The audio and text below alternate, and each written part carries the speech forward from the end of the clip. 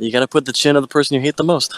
Yeah, he's kicking a racist guy's like, head. Who doesn't want to kick a racist in the face? But apparently it's in poor taste. Jesus, I'm going to have to cut all this out. We can't leave any of that in. Yeah, we'll leave. Okay. Don't know how much I need you while you're near me. I don't feel blue, and when we kiss, I know you need me too. I can't believe I found a love that's so pure and true. But it all was bullshit. It was a goddamn joke. And when I think of you, Grantham. I hope you fucking joke. I hope you're glad with what you've done to me. I lay in bed all day long, feeling melancholy. You left me here all alone, tears running constantly. Oh, somebody kill me, please! Somebody kill me, please! I'm on my knees! Pretty, pretty, please! Kill me! I want to die! Put a bullet in my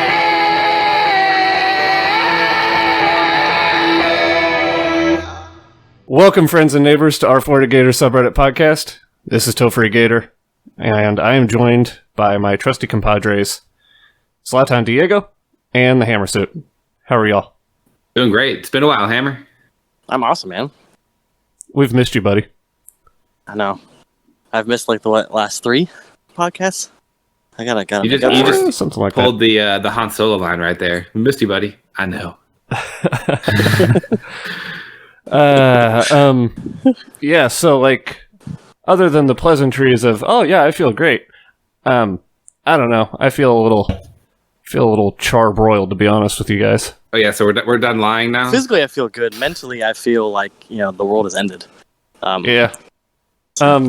Like, we try to be a pretty balanced and not too reactionary, not hyper reactionary on the show, and we try to be positive and like a light and sunshine in the lives of our listeners. But actually, I don't even know if that's really true. But yeah, I don't know. This might be a little cloudy on this one. Yeah, we need to fire everybody on defense, replace half the defensive personnel. Just complete overhaul of everything. Yeah, I was going a little extreme there. Like that, but semi unironically. Yeah, I mean, I was trying to be. Yeah, I don't even know if I was being ironic there, but I can't tell sometimes. Well, I have something that I wrote down that I wanted to start off with because I've seen it a lot. I've noticed this really weird trend on Reddit, the Discord, Twitter, just kind of everywhere, that people are getting into arguments about the offense. And I'm just sitting here dumbfounded. Like, they're talking about the receivers. They're talking about the receivers playing Malik Davis at the end, and he has fumble issues. Kyle Trask, is he good enough? Like, it's everywhere. And it's like watching your house just completely engulfed in flames and having a panic attack because you left like your electric bill on the counter. You hadn't paid it. Like, let's actually focus on the important things, like your house, a giant ball of flame, and not worry about, oh my God, I'm going to owe extra penalties and interest on this. Like, just dumbfounding. Well said.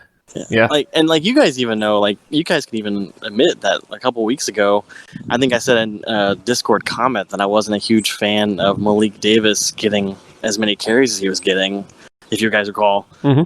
And even then, I'm not going to blame him for losing that game. That game was literally that. No, like if your defense is good enough, you can afford to make a few mistakes. Our defense, it's not even good enough, and. So Toph and I were talking about this beforehand. Like, did you watch the game, Hammer? Did you rewatch it? I watched the entire game. Sorry, did you rewatch it? That's what I meant to say. No, I don't know if I have the mental. I don't know if I have the mental strength to rewatch that. Yeah, No. it didn't have the stomach. I didn't either. That is probably the worst defensive performance I have seen our school produce. Uh-oh. We lost Hammer. We'll just keep going. Worst, blah, blah, blah, blah. Yeah, I agree, Hammer. It's like watching Ole Miss the past 5 years, where you can actually score a bunch and have no defense. So I'm used to this, actually, just from going to those games. But it's frustrating. I don't like it at all, especially for my team when I have stakes in it. This is the worst Gator defense that I can recall in my lifetime. I'm 29. I can remember pretty clearly back to like the late Spurrier years, and this is the worst that I remember it being. It's just so weird because usually, I mean, we almost always have a defense. It's kind of been our calling card, like having a good defense, offense up and down. But yeah, I don't know. It's rough. Hello? Hey, Did you guys hear anything I just said? Nope. you cut off like halfway into your first sentence. Really? Damn, I had like a really nice rant there too. Oh, I'm sorry. Well, do you want to try it again? Or we could do honor We were system. kind and of we can all just feeling trust that it was watching just this this game, amazing which is rant. like, we trust he's got to go down and score every time. Like I got like because a pretty good rant they about don't, how like, disappointing the we defense are was, but I don't fucked. know if I can replicate it. Well said, buddy. Man, Yeah. that's Man, put things into words in a way that we can't. Yeah, it was. You just Forrest Gumped yourself. You said it all, man. You said it all. Yeah. So I mean, it's not good. I guess. Okay. So here, I will say to get a review of the offense out of the way. It was really, really good again. It's one of the best offenses in the country.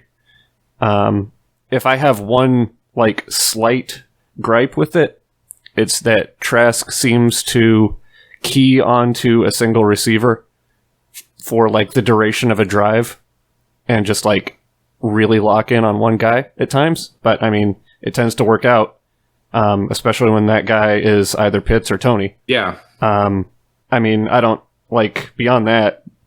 I don't really know how you can have serious complaints about the It's offense. almost a waste of time for me just because like, yeah, we have this really good offense. Like you said, I thought it might've been our worst offensive showing of the year, not even just with points. I think we had a few issues pop up and I think it was Trask's worst game I've seen in a while. And it's not like he really played bad either. It's just, he had he had a couple more kind of issue throws than he normally does. Some weird ones where he was going backwards and he didn't get much power or he threw it to the wrong spot, locked in, like you said. But beyond that, he's still really good. He's still better than anybody we've had since Tebow, I guess. And it's nice to watch offense move like this. That's all I have to say. I have nothing more.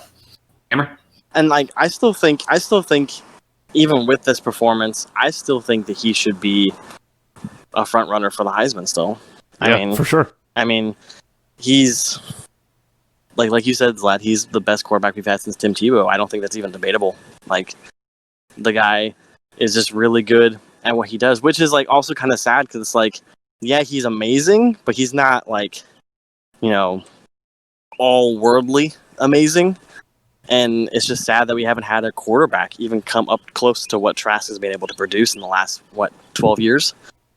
And so, I mean, the dude's amazing, and it is disappointing. He definitely made a lot of errant decisions.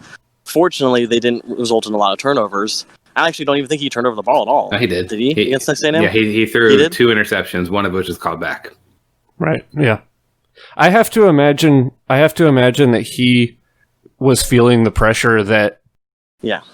Did they give our entire defense like Ambien before the game? Like, let's get into that. Shall we go on to defense now? It's time. Buckle up, everybody. Let's do this. Zlat, I know you have extensive notes here. Do you want to lead this off?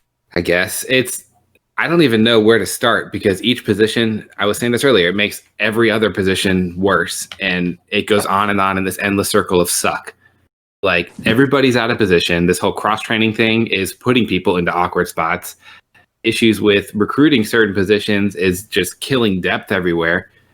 Our coaches are putting guys into positions, not even just playing them in the wrong spots, but they're actually putting them into an area that just doesn't make sense at all. Like they're lining them up in weird spots. I have no idea what they're trying to do. I don't know why they're doing anything. They're playing horribly. Our best player I don't even know who the best defensive player is. Kyer Elam is solid. I think he's having a little bit of a sophomore slump. Maybe he'd be better if he had players around him. Brendan Cox, I think, is one of our better players. He's out of position. So, I went into the season thinking he was going to be this stud because he got the number one. I didn't realize that it was just by default because our other defenders are all butt chugging LSD before the games. Like, it's mind-boggling. Is it sad that I think our best defensive player so far has been Ventrell Miller? Yeah, No, I mean, a little. I don't know. I don't know if sad's the right word, but I mean, also, it's not a knock on the guy. It's not a knock on his character or his work ethic or his talent. It just comes down to he wasn't supposed to be that type of player, and he's the only guy really. I mean, at least it looks like he's actually trying. That's the difference. It's like, oh my god, like our defense looks so bad, and they look like they don't even give a fuck. Yeah, like they really don't care. Like they don't care. What percentage of blame do you assign to player effort, and what percentage do we place on coaching? I put almost all of it on coaching, and if I was to put any on effort from players, I would actually put it towards something that I think is causing that issue that we're seeing, and that's conditioning and COVID. I think that's killing us more than any of us expected this year. We came into the season thinking like, oh yeah, we have this experience, we're gonna be great. But one of our sort of major something we were really good at last year was we were more conditioned than everybody. We won every fourth quarter. This year we've lost every fourth quarter. I mean, and it looks like there's a lot of defenses that are suffering the same issue, not just ours.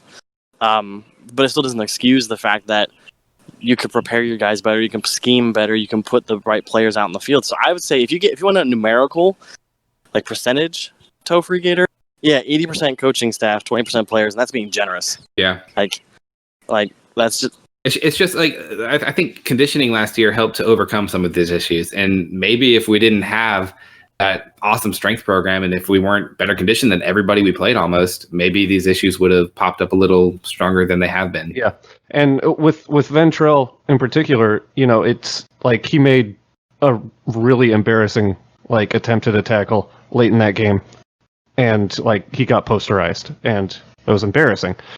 But, I mean, that dude has been on the field for damn near every snap for 3 straight games now of just getting run up and down the field, up and down the field, up and down the field. And I think that this is why a lot of coaches in the SEC, from what we've heard, are really not happy about playing a 10-game full conference schedule because, even against bad SEC teams, this is what's going to happen, especially in a year where you don't have good conditioning. I mean, your guys are going to be just wrecked by the end of games. It's going to look, I mean, it already looks ugly with Alabama and LSU too. So it's not just us, granted. The defenses are bad everywhere, but ours is especially bad. It's to another level. I mean, I have no words. It's so bad. Well, also a lot of it can come down to the players' attitude and mentality. Oh my God. They allow themselves to sub themselves out. I was remember reading that the other day, how if the players feel tired, then they just run to the sideline and the backup player goes in. I think that's bullshit. I think that's happening a lot less this year for what it's worth. But yeah, that was a problem last year. It's no, you need to play. If you're the best player in your position on the team, even if you're not the greatest ever, if you're the best, say for example, I don't think we could all disagree that probably Kyer Elam is probably the best corner we have on the team right now. He should play 90% of the cornerback snaps. If he's not conditioned enough to play those snaps, that's 100% on the defense. It's 100% on the defensive coaching. And it's also 100% on Dan Mullen for not holding his defensive coaches accountable to making sure his players are conditioned properly. Because I don't see any issues with conditioning, performance, or execution on offense. This is 100% on defense.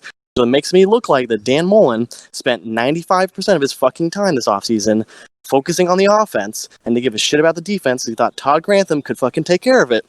Clearly, Todd Grantham can't.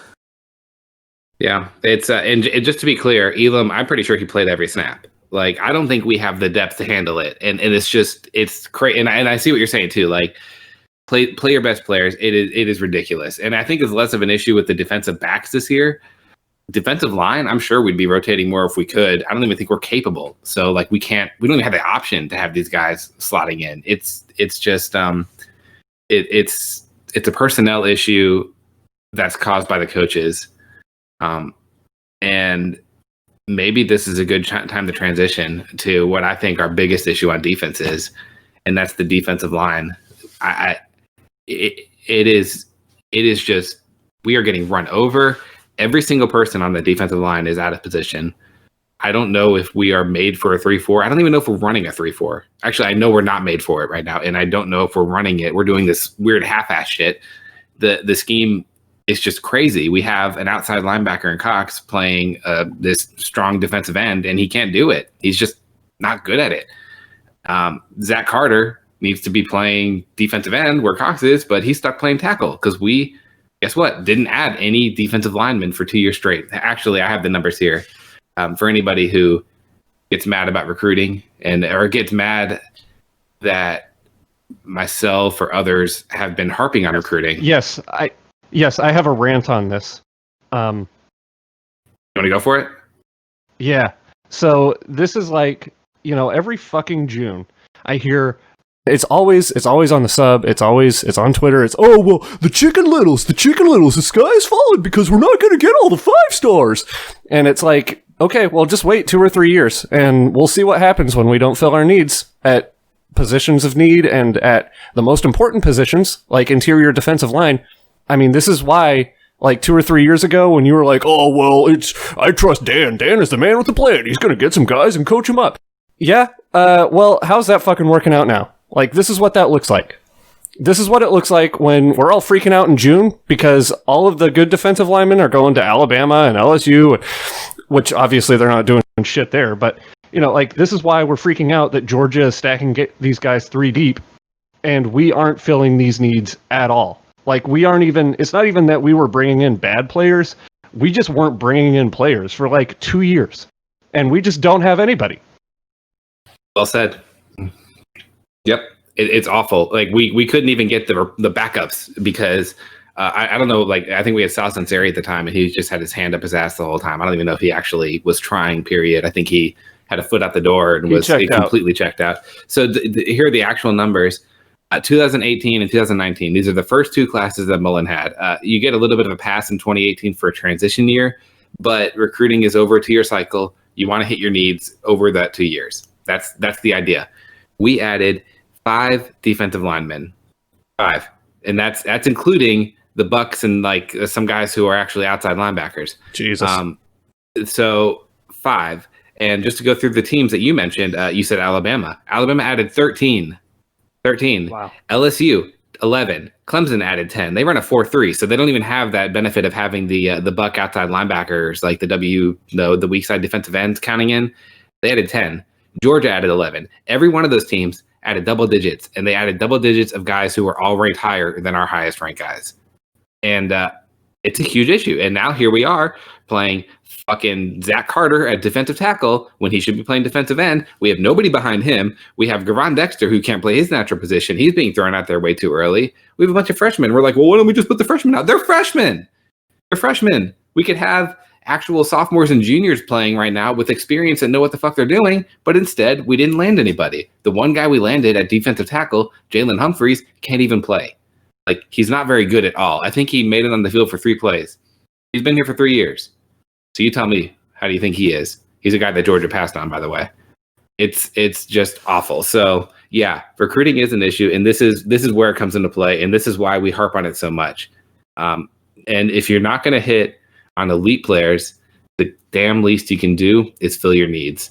And the biggest issue that we had in the first 2 years was not filling needs at defensive line. By the way, the second biggest issue, wide receiver.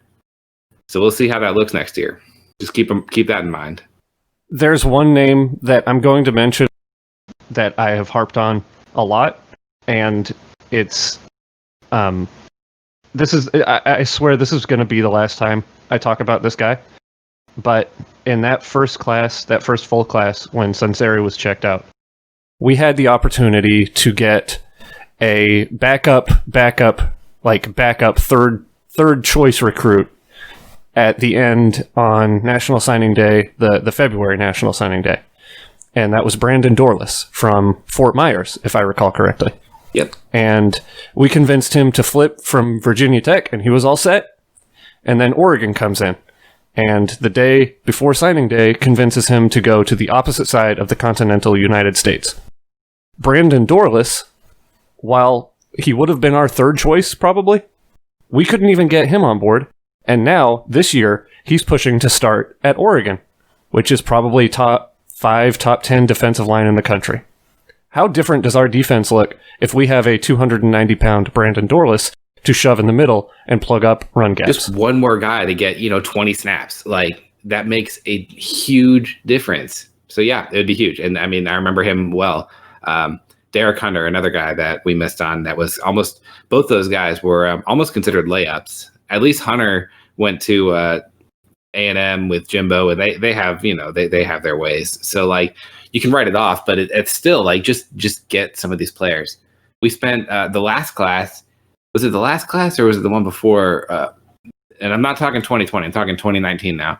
We spent it dicking away in Mississippi, going for those 4 Mississippi defensive linemen that were never going to come here. That was the same class. Okay, yeah. So yeah, we spent all our damn time going for these Mississippi kids that we didn't stand a chance of landing because Mississippi kids don't go to Florida, and then we're left just holding our dick in our hands. So yeah, it's frustrating. I don't want to make this too much of a recruiting episode. This is a personnel issue, but that personnel issue is amplified by our scheme and by Todd Grantham and Dan Mullen being willing to be okay with how it's gone so far. We had two players in the portal, Quincy Roche, I think it is, who plays for Miami now, and Fabian Lovett, who's a defensive tackle now starting at Florida State. Yeah. And we didn't even pursue Roche. We could have had him. I don't even know if we went for 11. I don't know the exact deal there. But again, it's just 2 guys who could have come in and started right away, and we didn't add anybody. And we knew this was going to be an issue. So this is the reason that you cannot rely on the portal as your end-all be-all whenever you miss on guys. You have to land guys. You have to consistently fill spots. Yeah. Well said. Yeah. So okay. So yeah, I mean, so that's my big thing. Defensive line is by far the biggest issue for me. We all saw Dante Lang get switched over from tight end, and I think we just kind of brushed that aside at the time. At least I did, and that maybe should have been a sign to all of us that maybe we should be a little more scared on the defense. I have notes on defensive backs, but I want to let y'all get any other words you have on the defensive line first. I mean, you guys pretty much said everything. That the defensive line definitely looks out of place, and it's concerning to me that they expect young guys like Dexter and Humphreys to regularly contribute at this point in the game, like you said, when they're not ready. And I don't know. It's one of those weird things where you're like, oh, well, maybe that'll be an issue down the road, but you don't really think about it at the time. And then now once it rears its ugly head, you're like, holy shit, this is like a really bad issue. And yeah, it's just disappointing. Like, the whole thing is just disappointing. Recruiting of the defense all the way down to the execution and performance of the defense. It boils my blood to think about. So Hammer, you're a defensive guy. If you were going to build, just completely rebuild a defense, let's say you're doing a Georgia Tech style rebuild, just completely changing everything, and you're switching to a 3-4. What's going to be your key position where you're like, I have to land this guy to make sure that I can run this 3-4 properly? Proper nose tackle. Do we have any of those? Slayton, if he actually tried. Slayton, so he's the guy that McElway landed. Did Dan Mullen land any of those? Maybe. Your silence says it all. No, he is not. Goods could be, maybe no. True freshman coming into this year, but you spent 2 years. Yeah, so we spent 2 years not landing anybody. We want to switch to this 3-4. How are you going to do that when you can't even land the key position to run that? Oh shit, he's gone again. Jesus Christ. Yeah. He's an apparition. He comes and goes. Maybe we should transition to defensive back or linebacker. Yeah. Okay, so I can make my comment on linebacker quickly. I don't have much to say. Ventrell Miller, we talked about him earlier. He's doing okay. He has some really good plays, some kind of crappy plays, whatever. It's hard to replace a multi-year starter in Reese, even if he had issues.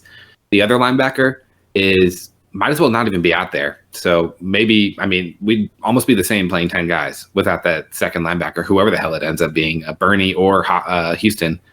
Both of those guys just completely not even existent. So that's Where's Hopper? Hopper is not ready yet, and I don't want to get ahead of myself with this, but I think he has some stuff to work through. I'm not saying like off the field stuff or anything, but I think he's got to work a little harder on the field.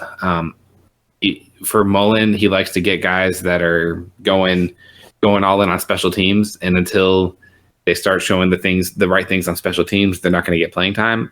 I think it might be something like that, but I don't know for sure. I think at linebacker, we at least have some options. Like, we've got some bodies that we could try out there. Yeah, at least of my worries. It's better than defensive line in that regard. And so I wonder if that's one of the adjustments that we make is, we saw Mullen talk about, assessing personnel. And I guess there's been some articles that have come out along those lines here in the last day or two that he's going to look at the defensive personnel and make adjustments there. And so maybe that's one of the adjustments we see is trying out different guys at linebacker, trying some different things there. We do have numbers. We've landed guys there. And it is the least of my concerns. It has some issues, but fixing the defensive line and the upcoming talk of the defensive backs would help out the linebackers tremendously. I don't think they're the reason that we suck ass on defense, or at least the main reason. Agreed.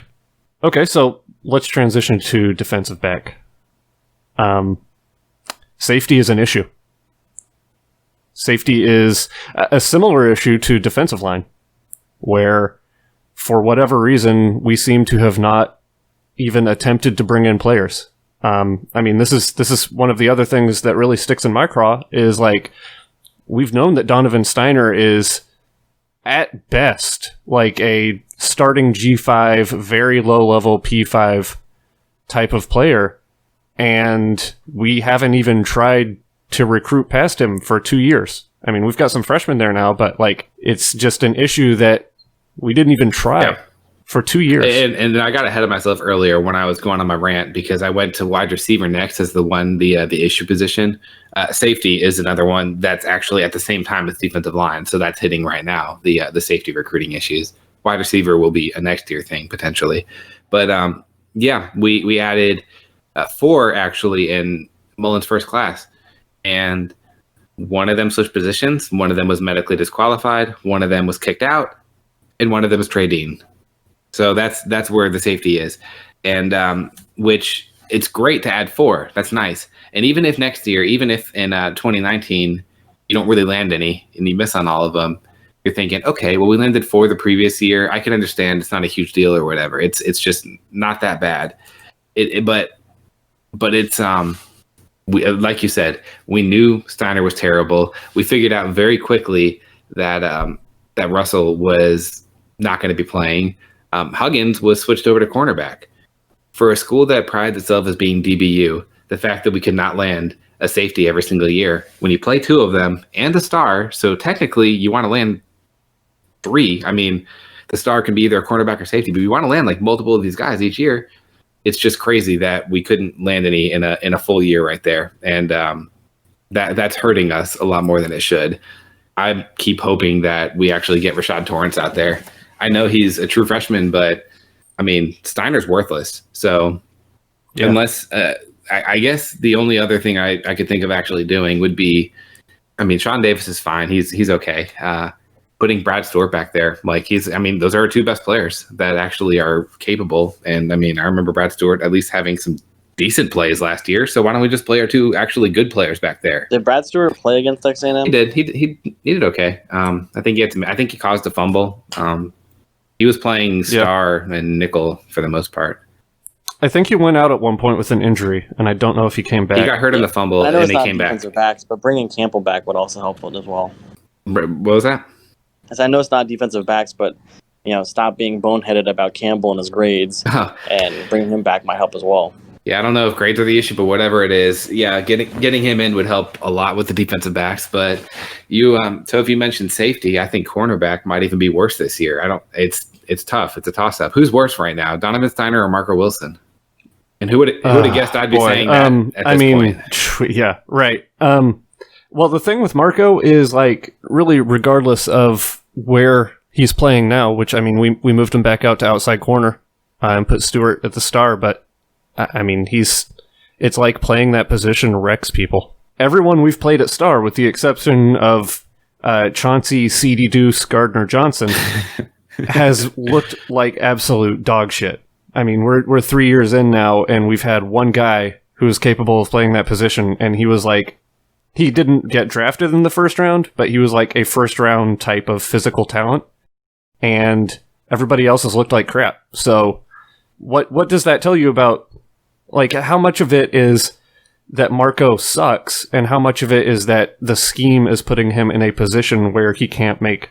I don't know the answer to that question. Honestly, it's hard for me to imagine a player can regress this much without there actually being scheme issues.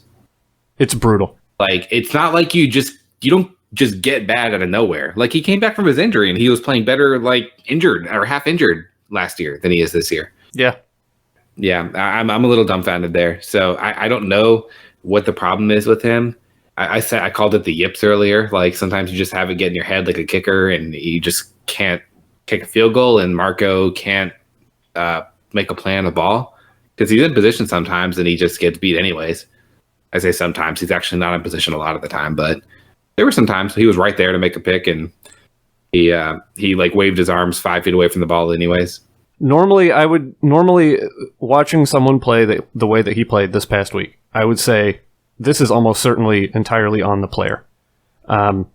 Well, you know, like to whatever extent you can separate that out from coaching in a normal situation. But this is exactly what we saw with Trey Dean last year, where as a freshman, he was great at corner. I mean, you know, not great, but very good for a true freshman. Then last year we put him at star, and it's horrendous. Like, he was the worst player on defense until they finally sat him. And now, like, miraculously, we're seeing the exact same sequence of events with Marco. So that's why, like, I don't know. Like, who do you put there?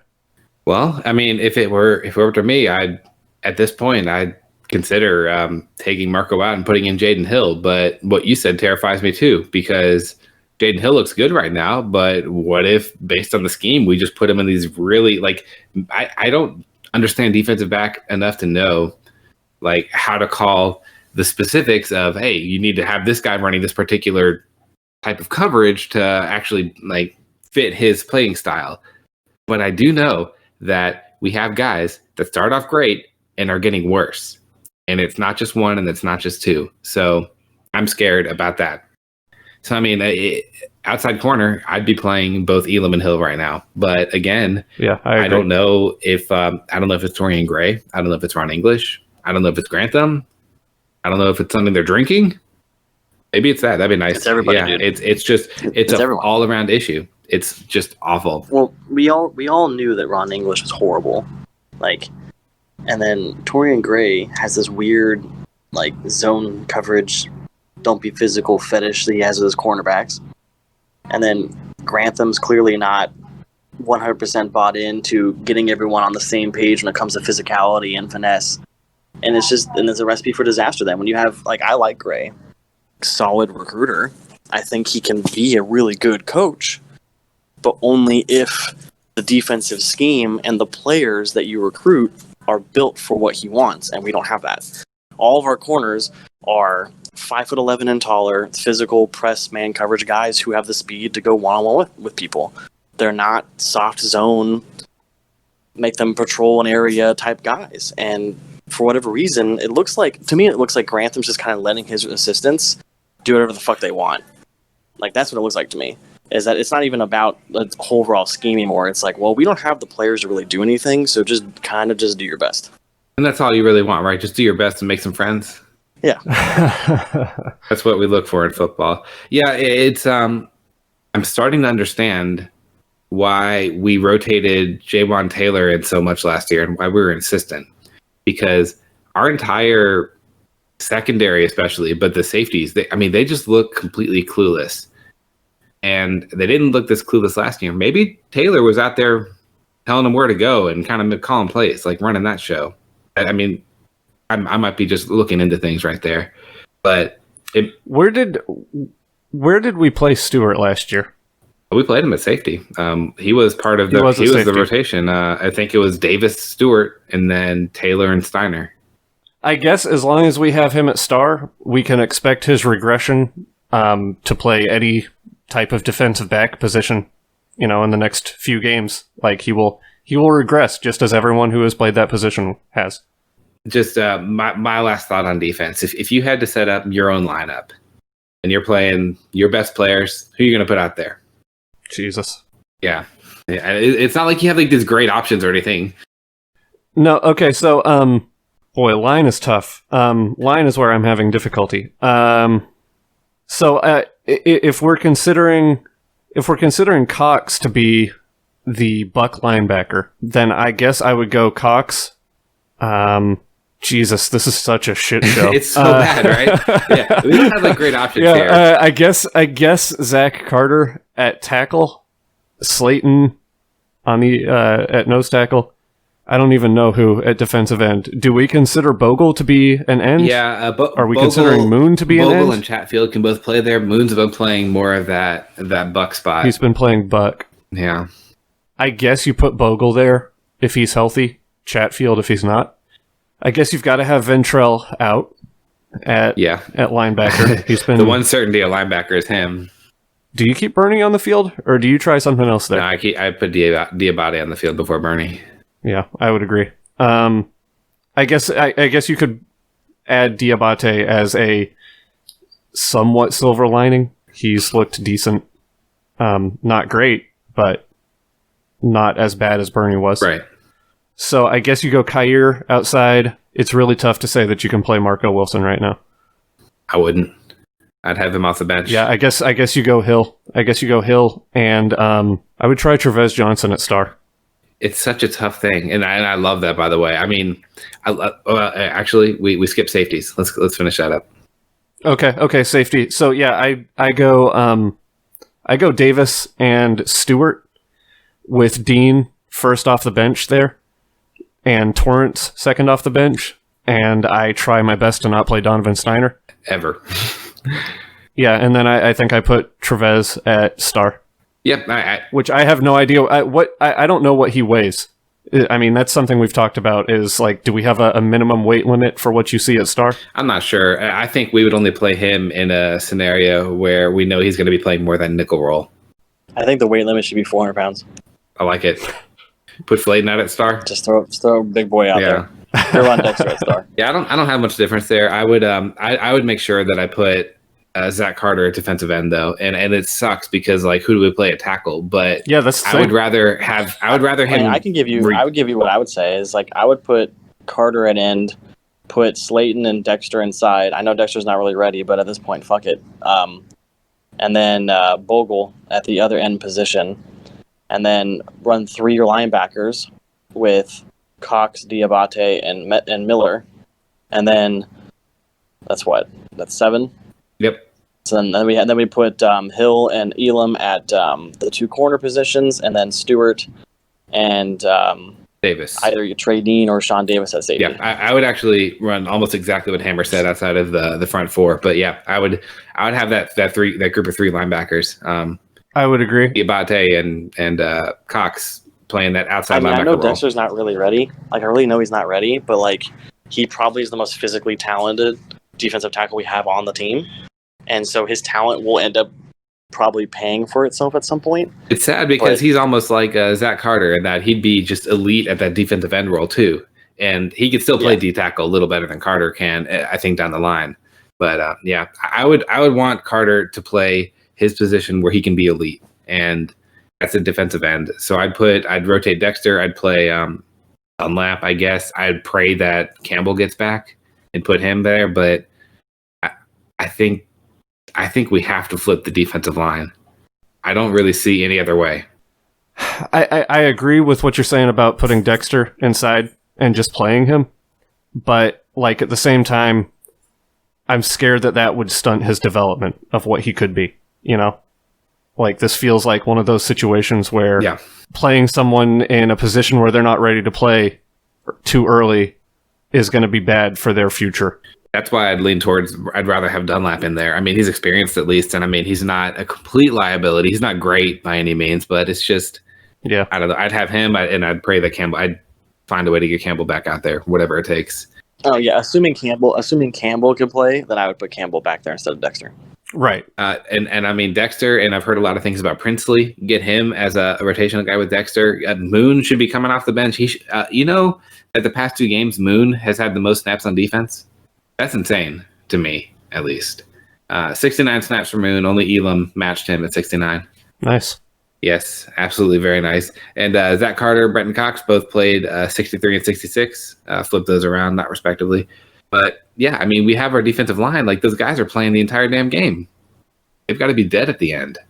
So yeah, getting Campbell back is basically, this all comes down to, we need an interior defensive guy to come in. Like, we don't just have it as a freshman to swap in. With that set up, I think you have to have Diabate on the field to bring some speed at linebacker. And you would almost have to just have Miller, like, sit in that middle spot and plug up the middle and do whatever you have to do to prevent him from getting put in coverage situations on. Yeah, Miller would be better as like a play caller, manage the middle of the defense, maybe go side to side if necessary. Maybe play a 4-3 then. Yeah. Single coverage against a fast tight end from Texas A&M. Have him in the middle. Have like guys like Diabate or Cox, one or both of them playing those outside linebacker roles. Yeah. We need a huge switch. So that's, I'm sure you're going to have some other podcasts actually getting in depth on that. I don't have much in depth on that, but it's just clearly it's just a huge issue, and obviously it's changing. And I have a list of positives here. I don't know. Are we ready to stop harping? Could we talk about some nice stuff at all yet, or do y'all have more complaints to get out? Yeah, I think I'm good. I think I'm good too, and I don't know what's going on, but my phone keeps dropping in and out, so I don't know how long it's gonna.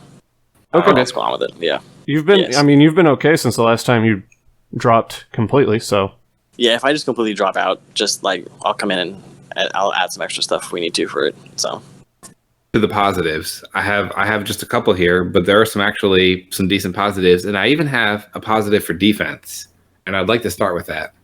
The positive is that CJ McWilliams and LeCedric Brunson both had 0 snaps. Yay! That's my positive. That's the only thing I could say positive about this defense.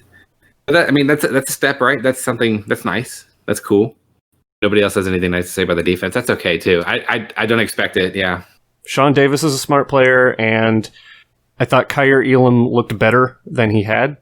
I don't know. I would have to go back to watch, and maybe I just missed it, but it didn't seem like he was getting like roasted like he had a handful of times in previous games. I'd agree. He didn't seem like a liability. Maybe that's because they just decided to only target Marco Wilson the whole game. I would have, since I think, what was it, 12 out of 13 or something passes he allowed as completions. Basically, it was something like that. Basically, every throw his way was a completion. So, yeah, pretty rough game. Damn it! Here we are talking about negatives, and when we're supposed to be talking about positives. Here's a positive. It's a coach too. Gregory Knox. Let's talk about him for a second. Naquan Wright was out there, looked like an absolute stud. I don't know if you thought that, but I was impressed. For sure. I actually made a meme in the middle of that game and never got a chance to use it. It was like a medieval setting where a bunch of guys were storming a castle, and they had like a massive timber that they were using as a battering ram, and I just put Naquan Wright on the battering ram. Love it, yeah. Because there was one run where he just absolutely bodied somebody. I mean, like, just stole his fucking soul. Yes. Yeah, he looks like, I mean, he's kind of the do-it-all dude right now. He looks like he can catch the ball. He can run people over. He's fast. He's got moves. I'm pretty excited about him. Like, really excited. So all that to say that people were ripping on Greg Knox. Wright was one of the top ranked backs on our entire board when we took him. And I was trying, I mean, you can only take people at their word for this. So, I mean, I just kind of rolled with it. But it's starting to look like maybe they saw something real there. I mean, he looks like almost like a 5-star back. I mean, he looks like definitely a top 100 player.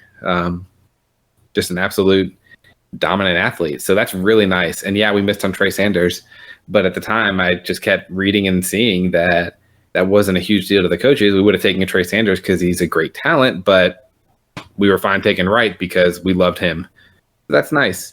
Didn't get a running back last year, but then, we did because we got Bowman out of the transfer portal. So a position that I was terrified of in not landing anybody recently has just in the past couple of weeks morphed into a position that I think could be a huge strength for us going forward. Yeah, for sure. I mean, with Bowman now, if we can get him in, it seems like an embarrassment of riches.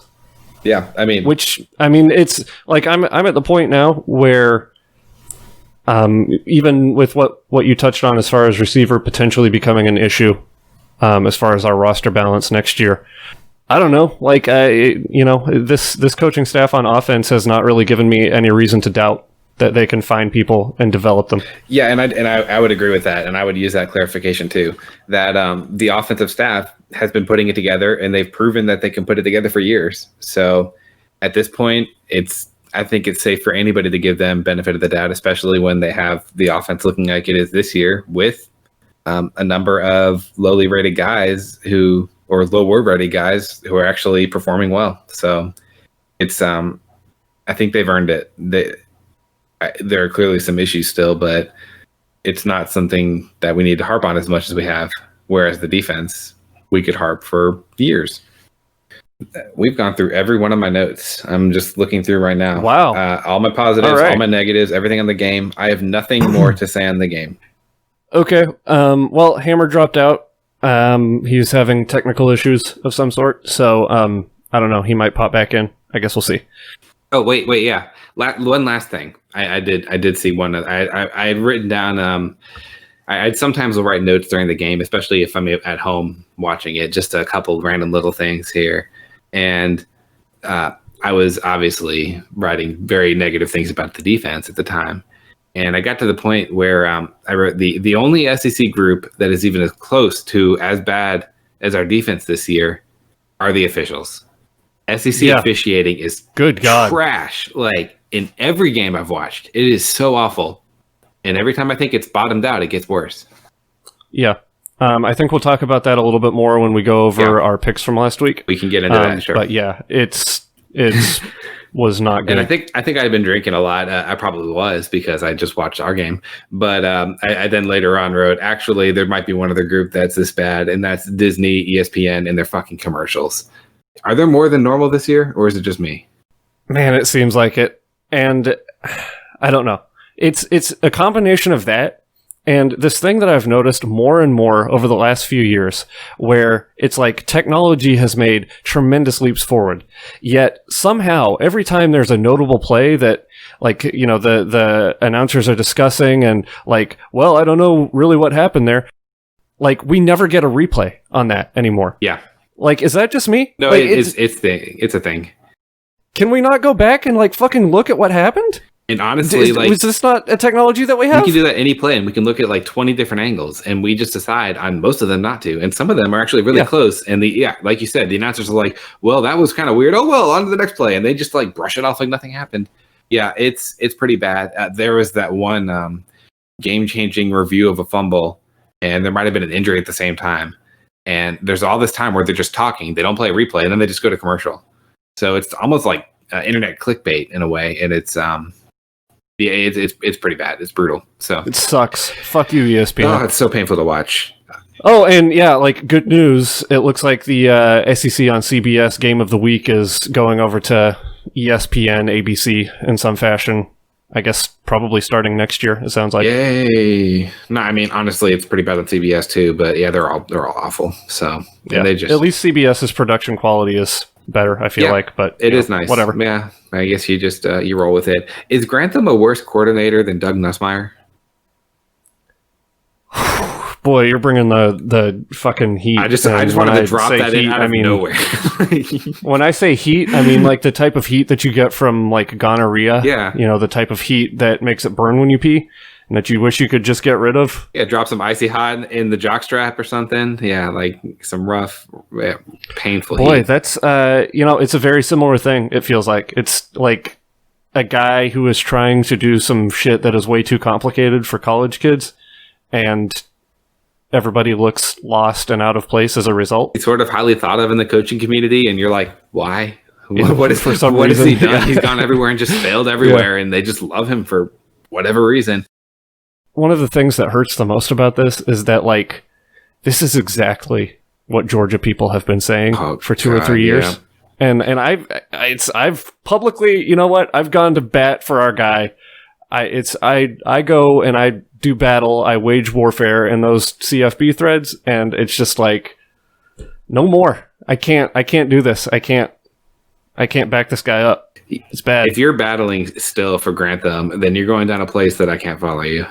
It's insert Padme saying, I dropped- Annie, you're breaking my heart. I can't do the line, but I could drop the meme. I actually didn't know the exact wording, but that's what I was getting at there. I appreciate you like bringing that. it up. Yeah. Okay. So yeah, when I said earlier that I had nothing else, now I have nothing else. I dropped all my my hard hitters right there. Laid it all out on the table. I think we can say pretty safely that Grantham is not going anywhere in the middle of the season. It's almost certainly a pipe dream to think that he should be fired in the middle of the season. Are we on the same page on that? There is zero chance that we fire Grantham mid-year. Should we? In your opinion, should we consider it? I don't know the workings of the staff, so I have to preface that because, like, you have an organization, you're running it like a business, or like, I mean, these are actual teams, like they're groups. You have a team leader, you work for a year developing this process, or you work for half a year or multiple years, whatever it is, but they all work together. The one guy knows that he's leading it. There are some points where you just kind of have to ride them at least until you can take the time to reanalyze and readjust everything. We don't have time to do that. We can do little things on the fly. Like we can go swap, like, oh, move this guy to DT here, move this guy outside the defensive end, or a slightly different formation with similar play calls, but we can't just go revamp everything. So, I mean, to answer your question, would I? Probably not at this point. I would see if I would, as a coach, I mean, I'd go talk and give some suggestions and say, hey, we need to do this, we need to try this, and see if he can try a few things and if we can get any improvement. And if we get no improvement, then I might consider it just dropping him, letting one of our experienced guys like Ron English or I hate that, but yeah, Torian Gray. I don't know if he's even been a defensive coordinator before, but so English has. So I considered him. Pasqualoni, I think he's done it before. Yeah. I think he was just at an NFL team. So like maybe him, but somebody that's been around the team. We can't just bring in an outsider either.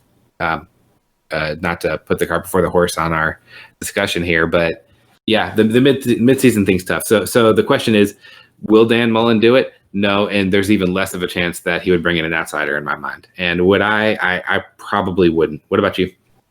I would agree. I said during the game, like, these are largely off-season problems that are going to require off-season solutions.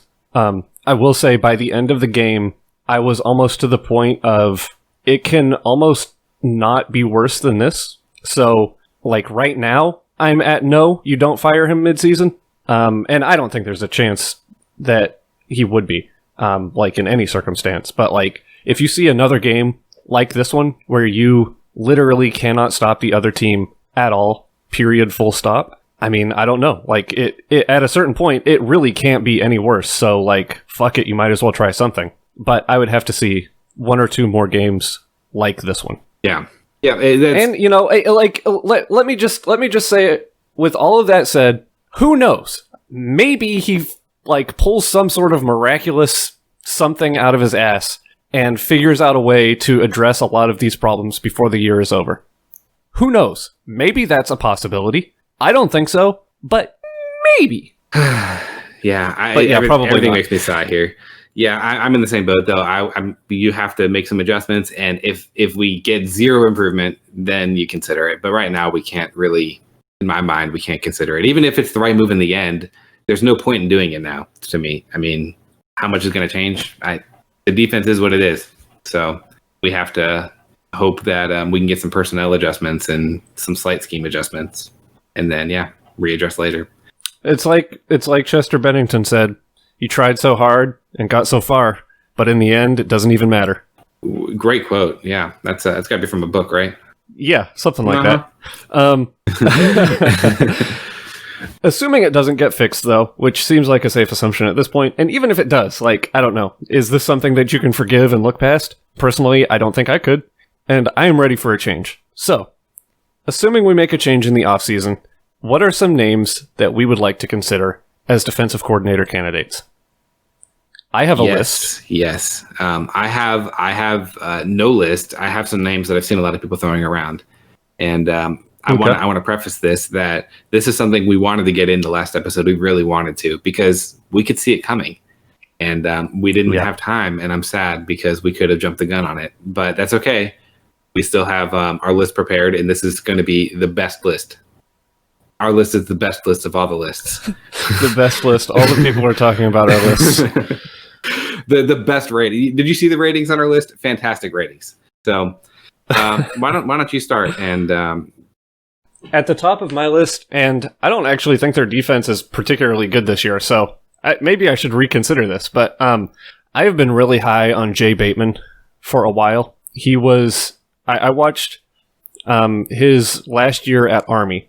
2 years ago, I guess, when I believe he was the Broyles Award winner. I would have to look that up. Or he was a Broyles finalist, something like that. And I fell in love with that defense at Army. He runs, it's like a 3-4, but it's kind of a hybrid. It's not really locked into necessarily being a 3-4. And he's at North Carolina now. And I think that he would bring a toughness to this defense that seems to be severely lacking right now. Yeah, I actually love the name.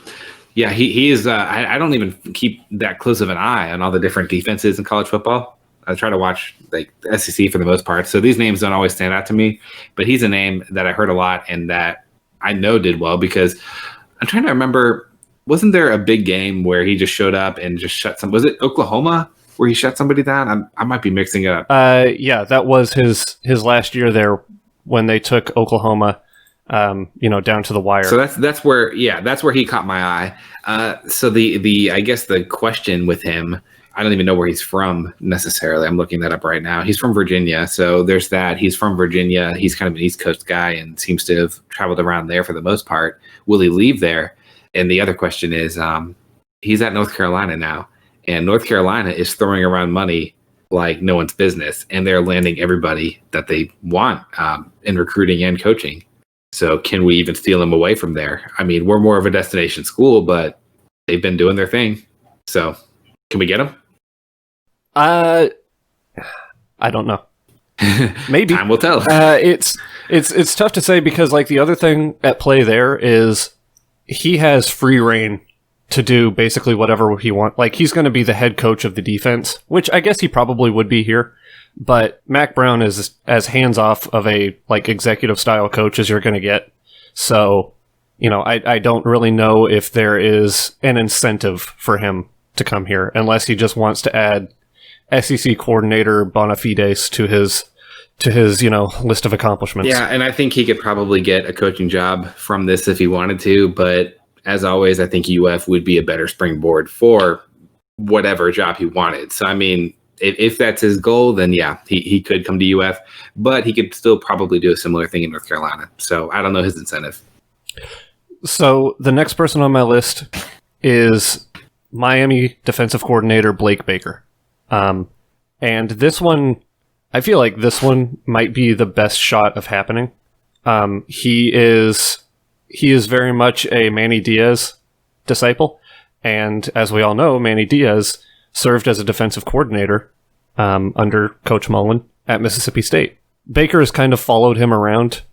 He took over as defensive coordinator at Louisiana Tech when Mullen hired Diaz away from Louisiana Tech. He's coordinated good defenses at lower levels, and you question how much is him and how much is Diaz right now, but I think that is why he would be gettable, is because right now he's kind of in the shadow of a defensive head coach. Yeah. And we could offer him the opportunity to come in and be that head coach of the defense type of guy. And I mean, it's just, we do have one of the best opportunities in the country for a defensive coordinator. Like, whoever runs it gets to run the defense. Like, we have an offensive head coach. That guy is in charge. Like, I honestly don't know if there's any job that is better, and that's not my Florida bias coming in. That is most of the top typical defenses around the country. A lot of them have offensive head coaches. You have defensive coaches. Nick Saban, he's a defensive guy. I'm trying to think. Clemson, you have Venables there, so like he could be the Venables to Dan Mullen in a way. Right. Whether he stays or not is a different thing. But I mean, you get as much prestige as you can possibly get by doing that, and you have the athlete to work with. I think maybe. Yeah, he's from the Southeast. He born in Texas, played at Tulane, traveled around Arkansas State, Louisiana Tech. So yeah, he definitely has the ability and maybe the mindset to stay around Florida. Yeah. To me, I feel like he's probably the number one option that gets pursued if we make this change. It does seem kind of likely. I guess the question is, would Mullen want to steal away? All of the factors there are kind of aligned in his favor. Yeah, I could see it, definitely. How about I throw a couple of names out there and you can shoot them down or tell me if you like them at all. How about DJ Durkin? I mean, I really like DJ Durkin. It would be a tough look right now, not just because of the off of the field stuff, but because Ole Miss's defense is absolute ass cheeks. But I mean, that's pretty clearly not his fault. But I mean, he's a hell of a defensive coordinator. Personally, having looked into the situation that unfolded at Maryland, I mean, I'm not going to say that he was like without any level of complicity. Is that even a word? I'm not going to say that he was entirely not at fault for that situation. I think it's complicitness, and I just made that up. It's not complicitness. I think yours is right, yeah. There were a lot of factors there, and to me, that situation was much more on their medical training staff. What happened there with the young man who passed away tragically on the practice field. I don't know. Like, it's a question as to whether or not that's a set of optics that we would be okay with, which I suspect we would be. Schematically, I'm fine with it. I think that he is still young enough to be evolving as a coach and, keep up with the game. So I'm fine with it schematically. Yeah, I would agree. I don't think whatever their issues are his fault, and I thought he was a great defensive coordinator. So I guess it depends on kind of that internal stuff, the stuff we don't hear. How does he look down in the coaching community? Like, I mean, because if he's looked on well still, then it probably won't be an issue. But if people hate him, then they'll talk poorly about him, and that's going to kind of trickle his way to the wrong spots. And that's just a perception part of it. That's not even getting into, is he at fault, which I'm not going to get into either. I would agree with you that I don't think he is, but I'm sure some people would say otherwise. So it's touchy subject, I guess. Here's a much easier one for you. Charlie Strong. That's going to be a no for me, Chief. Yeah. He strikes me as someone who has been passed by the game. And I want to let you do this. You had made a rule of thumb for who you want to hire. What was that again? I don't know if you remember this. I don't remember the categories. Under 50. Yeah, that was it. Under 50. Yeah. And Charlie Strong does not hit that. Even though he might look it, he definitely is well over 50. Which actually, I don't know if Jay Bateman is under 50. I can't remember. I think it said he's right in that neighborhood. I think he was coaching for 23 years. So I want to say he's like in his 40s, but yeah, probably. Yeah. But again, like, you just don't want the super old guy, you know? Like, it's like Grantham. It's yeah, and I mean, he's not even really that old. He's in his 50s, but like, God, he looks way older. Yeah, boy, he's lived a rough life. Moving on to the next defensive coordinator option. Everybody else you might already have on your list, so I don't want to step on your toes here. Oh, I have Will Muschamp too, but that was more for shits and giggles if he gets fired. Yeah, no, I mean, honestly, he's trending in that direction of like, I mean, how good have his defenses really been at South Carolina? Like, they've been fine. I don't know. He's almost trending in that same direction of he would probably still be a really good defensive coordinator, but I don't know. There's a lot of miles on those tires. It's tough because, like, you don't know how these people adapt to the newer offenses. So that's one piece of it. Right. But then the other piece is, like, he is being head coach. So you don't know how much that's taken away from his ability to do what he does best, and that's coordinated defense. Sure. Certainly. Got another name? Yeah, so I've only got one more name on my list. And so we're going to get to Hammer's list in a minute. He sent it in via text. And there are some names on his list that I also like, but I generally find unattainable. So I limited my list to probably attainable coaches. And so my number 3 is Barry Odom. I've been a big fan of Barry Odom for a number of years now, and I just think, like, look at what he's doing at Arkansas right now. With, like, if you want to use COVID as an excuse for why our defense is as bad as it is, I mean, look at all the more excuses that they have at Arkansas. Like, that is not a talented football team. They were not well coached. They also had the short offseason just like everybody did. And their defense looks really good. I mean, it's not like they're not world beaters, and who knows how they'll hold up against Ole Miss and Alabama and the really good offenses. But so far, like, they look tough and well coached. Competent, which is nice, right? Yeah. Like, competent, well coached, tough. That's great. That's nice. Yeah. I would take him in a heartbeat. I don't know if he'd come. And I mean, we would definitely be a stepping stone, but hell, I'll be that stepping stone. He's on the borderline. Like, I think he could probably go straight to AAC head coaching job with the trajectory that this year is on for him.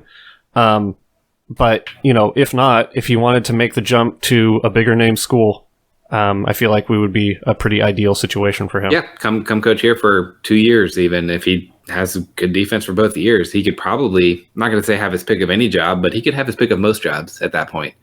You know, you might not get that from Arkansas, and there's a chance that they fall off at some point too. So maybe it would be good for him to kind of show what he can do and get out while he's still not in the Matt Campbell situation, so to speak. Yeah. All right. So, do you have any other names for me to shoot down? Or probably. Okay.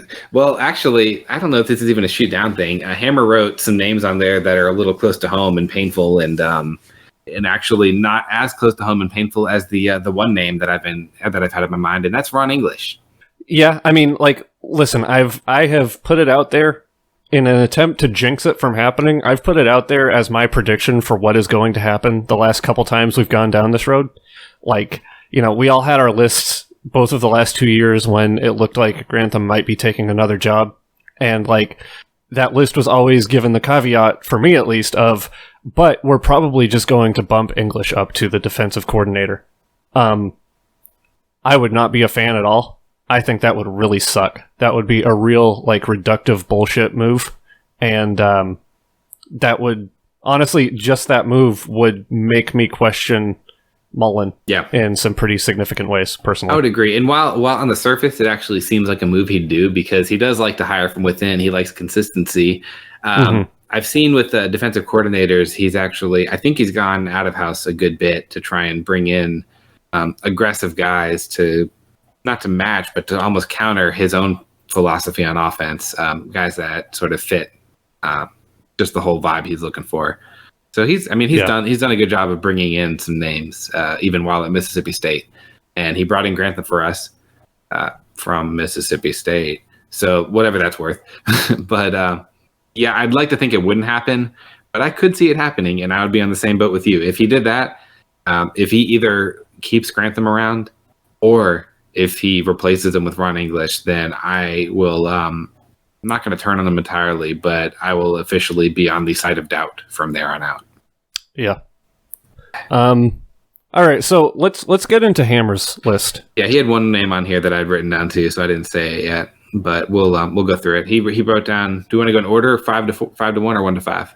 Sure. Let's go 5 to 1. All right. Actually, you know what? We'll go 1 to 5. Yeah. All right. Sorry. It comes to the same thing. It's not like there's anything special about these names one way or the other, but we'll. I'm trying to think in real time, and I'm not good at it. Okay, I'm not a smart man. This is very difficult for me. Number 1, Jim Leonard, Wisconsin. Yeah, this is a name that a lot of people have talked about, and that I really considered for my list as well. Why would he come? He's right. He's a hell of a defensive coordinator, but like, there's nothing in it for him. I mean, it's like he could go get a job at like a MAC school, or I mean, he could maybe even, I don't know if there's going to be any coaching changes in the Big Ten this year, but I mean, he's got to be like shortlisted for lower tier Power 5 jobs at this point. at the bare minimum. And honestly, if the right jobs open up, which they might not because of COVID, maybe people are holding on to their coaches. I don't know, but yeah, he's got options everywhere. So how much can he improve him at Florida? Honestly, probably not much, even less than Bateman in my mind. And yeah. NFL defensive coordinator. I mean, he could go get an NFL defensive coordinator job, no problem. It's just Big Ten defensive coordinator, one of the bigger name schools there. It's kind of a no-brainer. That it makes zero sense to me if I were in his shoes to go to Florida. Right. But I'd take him if he wanted. I would not complain. No. Yeah. So if we want to go throw $3 million at him and steer him away from there, then by all means. And so I'm in a similar boat regarding number 2 on this list, which is Andy Avalos from Oregon. He's a really good young coach, very well regarded as a recruiter, and I mean he's turned Oregon into very much of a defensive program. And you know, like Mario Cristobal he's actually technically an offensive coach. So I mean he's already got a situation there where he's the defensive guy. He's the defensive head coach. He seems like, well, he was at Boise State for years too. He's a West Coast guy, first of all. Yeah, he's never coached. I think he spent 1 year at a school in Nebraska, and other than that, he's never coached east of the Rockies, let alone east of the Mississippi. So that alone, yeah, you put some doubt. And then, yeah, he's in a situation now where if he's young and he's just killed it everywhere he's been, and he's at a program up at one of the top P5 programs now, the top one on the entire West Coast, and he's doing a good job. Why wouldn't he just take a really good job over there whenever it opens up? Yeah. He's already shortlisted, I'm sure, for any type of big West Coast job. Probably similar, if not better, than Jim Leonard. Yeah.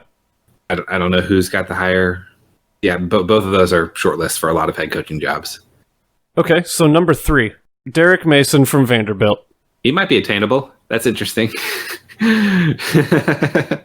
in his own way. Yeah, I don't know if y'all remember. I remember him getting into a bit of a battle with Grantham at one point. I don't know if there's bad blood between him and Mullen. I wouldn't think so. I don't even. How did he start? Like, what did he have as a career before Vanderbilt? He was a defensive guy at Stanford under Jim Harbaugh. Okay, that's right. I don't know if he's always been a West Coast guy before that, but I know that was his origin prior to Vanderbilt. Right. Yeah. Under Harbaugh, and then I think under Shaw as well at Stanford. Well, I don't have much thought on it outside of I don't think I'd hate it as much as I would some of the other ones, but I don't know if that would excite me much either. I would be okay with it. Yeah. Okay, might be the right word. He's well regarded as a defensive coach in the coaching community, from what I understand. And he has developed defensive players pretty well at Vanderbilt for what he is working with. But like, I just don't know. Like, it's not a name that would be at the top of my list and that would really excite me. But like, I think it would be a clear upgrade from what we've got where we're at right now. Yeah, and if we're putting it into the context of would I rather have Todd Grantham or Derek Mason, then it's no question. Yeah. I guess I will also say one last point on Mason. He always gets his teams like motivated and ready to play. Like, there's buy-in. There very rarely do you see a Vanderbilt team go out and just like look sleepy and like they don't want to be there. And like right now, that sounds great. Yeah, that has some value for sure. Yeah, I mean, he might be attainable. Yeah, so I could think of much worse options, and there's a chance that he comes open. I don't think he does get fired personally. I think that firings are going to be rare this year, or rarer than they should be, because I think a lot of these departments are going to be cutting costs and penny pitching, and paying 2 coaches does not count as penny pinching. And pretty much any coach that's a head coach right now, if you get fired, then the team has to pay 2 of them.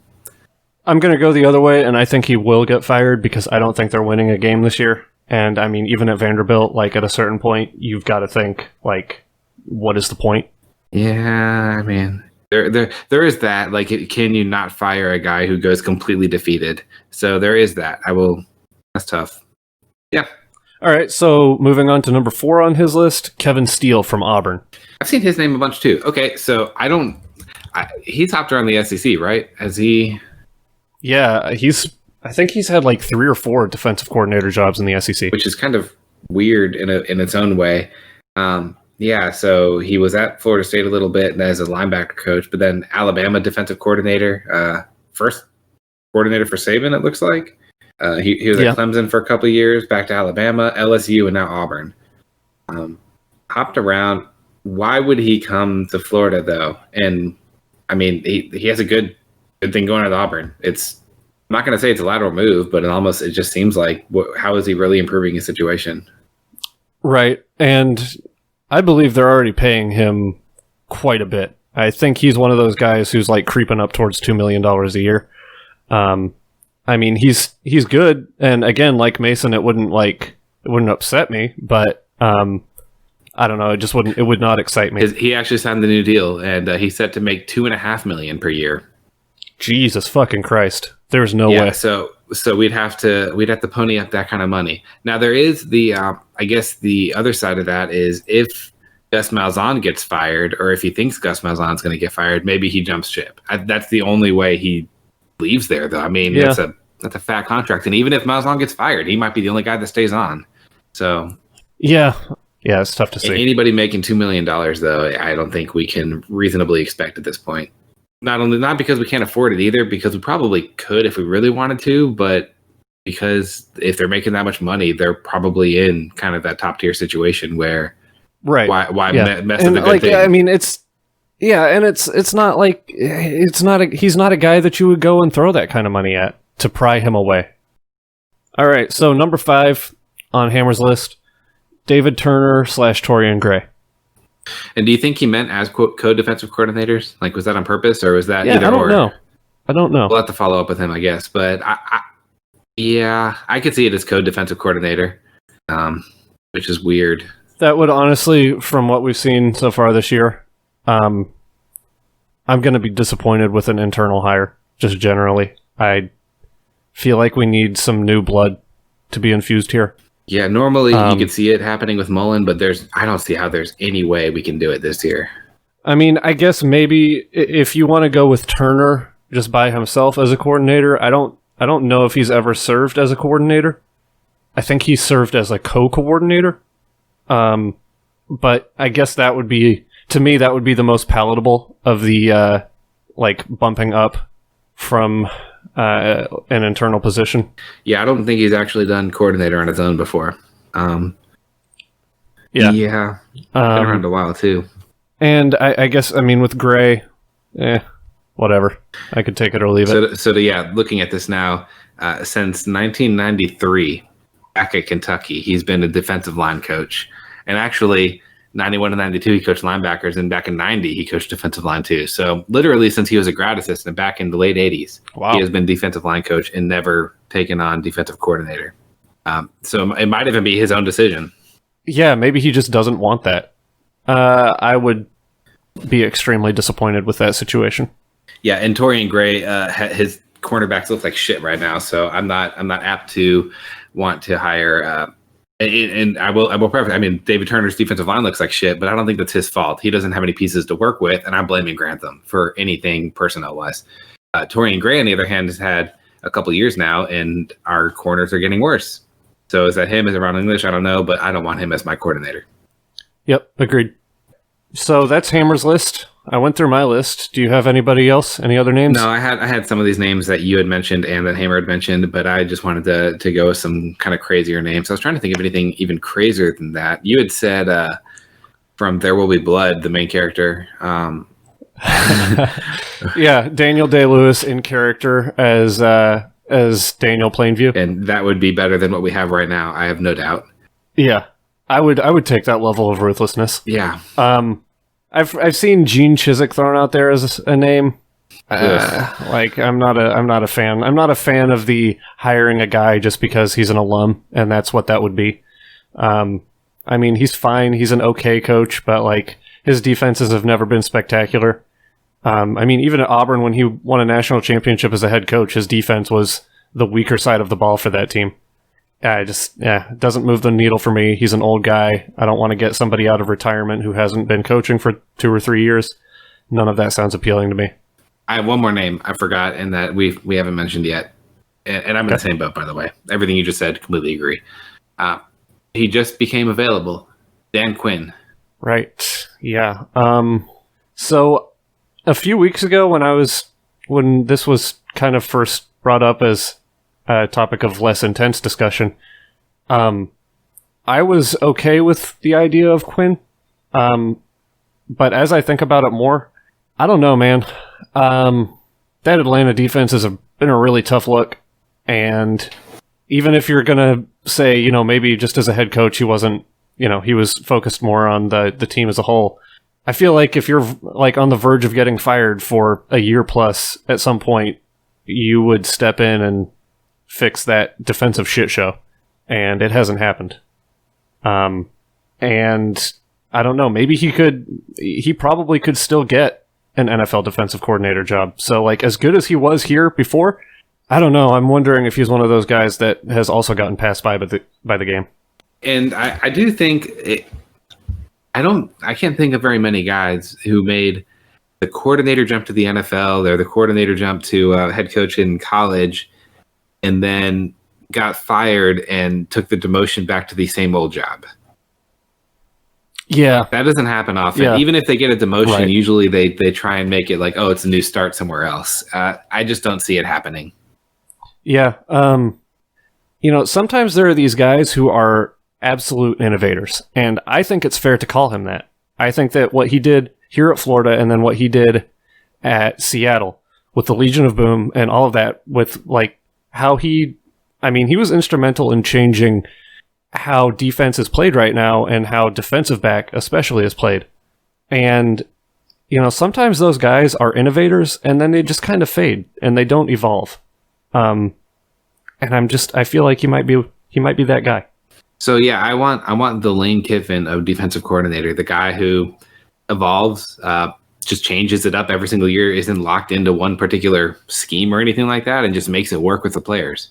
Right now, I feel like we have a guy that's just continuously shoving this square peg into the round hole and like angrily shoving it again and again and saying, you know what? I don't care. I'm just going to leave it on top there and we'll just deal with it. And so getting somebody a little younger, and he doesn't even have to be super innovative, just somebody that can mix it up and that can have like just a scheme that fits. That'd be nice for me personally. So if I'm trying to remember, you had said Odom and Bateman. Would you say they're your top two choices? You had a third, and I can't remember who it was. Blake Baker from Miami. So okay, he's the more realistic candidate. So if it were you, who do you take if you had your choice? If I had my choice, Jesus. Honestly, I think I'd probably take Baker over Bateman. Because of like schematic familiarity. Because I assume he's going to run pretty much what Diaz runs. And that's something that we've seen definitely works, like definitely pairs very well with what Mullen wants to do. And, you know, he's developed connections now in the state of Florida. He's young. He's hungry. I think it's all there with Blake Baker. I think he would be my top choice right now. Maybe with the exception of like Leonard or one of the real long shots. But yeah, I think I would take Baker. Yeah, I like it. You actually just talked me into it because I was actually leaning towards Odom a little bit. I like Bateman too. I think any of those three would actually be very exciting hires. That's what we have. Defensive coordinator talk. I don't know if I have anything else. I wanted to hit on one thing. That's not necessarily who we're hiring so much as it's just talking about the timeline and how these things work. I think people have this misconception about how firing goes down, especially with a guy like Mullen. Some coaches are just angry and they'll fire you, no question. Mullen doesn't do that. He tends to let you go find another job. He'll say, hey, we're going to part ways. Better off for both of us. This is your notice. Start looking now. Finish out the year, whatever it is. Some variation of that. When he was at Mississippi State, he had a guy named Peter Sermon as the defensive coordinator. And they ended up swapping defensive coordinators with Louisville, and that's how they got Grantham in the first place.